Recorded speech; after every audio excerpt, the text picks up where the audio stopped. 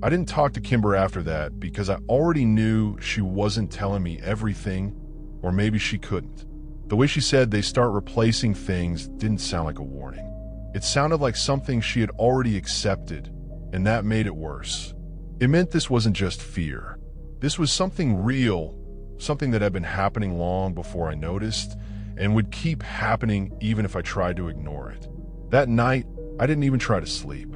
I locked my door and checked my window again and again, even though I knew it was closed, but it didn't feel closed. Nothing in the house felt right anymore. Every sound felt placed, like it was happening for a reason, like something was waiting for me to notice it. I sat on my bed, staring at the door, watching the handle like it might move on its own. Time passed slowly, the silence getting heavier. Then I heard it, a soft sound from the hallway. Not loud, not sudden, just there like something shifting its weight. Then a step, slow and careful. Not the way someone walks when they are awake, but like someone trying not to be heard. Another step closer. The floor creaked right outside my door, and then everything stopped. The silence that followed felt wrong. Too perfect, like it was waiting for me to react. Then a knock. Light, controlled, not aggressive. Just enough to let me know something was there. I didn't respond. Another knock. Then her voice. My sister, but it didn't sound like her. It was flat, empty, like the emotion had been taken out of it. "Open the door," she said. I stayed still, my chest tight. She spoke again, saying, "You are awake. I can hear you." And the way she said it made it clear she wasn't guessing. She knew. Something scratched against the wood, slow and deliberate, like nails dragging across the surface. Not random, but intentional. I couldn't stop myself. I got up and stepped closer, then looked down at the gap under the door. The shadow there didn't look right. It wasn't shaped like feet. It stretched too wide, like something pressed flat against the floor. Then it moved, not stepping, but sliding like it didn't need a walk. I stepped back immediately, my breathing getting shallow. Then a loud, heavy sound echoed through the house from deeper inside, like something massive had been dropped or dragged. Right after that, I heard my mom scream, but it cut off instantly, like it had been stopped before it could fully come out.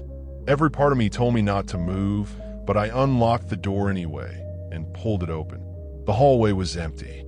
The air smelled strange, metallic, thick, like something was wrong with it. I walked slowly toward my parents' room, each step heavier than the last, like something didn't want me to reach it. The door was open, but inside there was nothing. No sign of struggle, no movement, just emptiness, like they had never been there. That was worse than anything else because it didn't make sense. Then I heard breathing behind me, slow, deep, too close. I turned and saw my sister standing at the end of the hallway, but it wasn't her. Not anymore.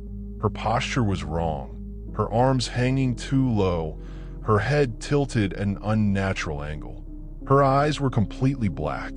No reflection, no life. She smiled, but it stretched too far, like her skin didn't fit properly.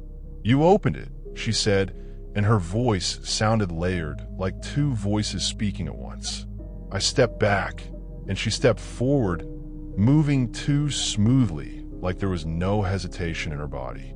"You weren't supposed to see this part," she said. I forced myself to speak, asking, "What did you do to them?" And for a second, she just stared. Then she let out a quiet, empty laugh and said, "They are not gone, just different now." Something moved behind her in the hallway, shapes forming out of the darkness, tall, thin, unnatural. The same ones I had seen in the trees, standing still, watching.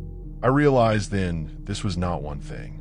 It was many, and they had been watching for a long time. "They watched you," she said softly. "Now they have decided."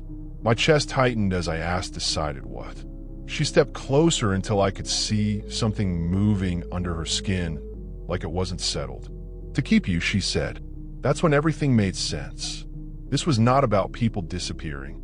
This was about people being changed, replaced, something wearing them. I turned and ran toward the back door, not thinking, just moving.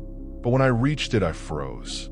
Deep marks stretched across the floor, fresh, dragged from the door into the house, not out. Something had already been brought inside. Something heavy, something big. Then I felt it right behind me, close enough to feel its breath. A whisper near my ear, saying you really thought it ended in the woods. And in that moment I understood. It never did. It only started there. And whatever followed me back was never going to leave.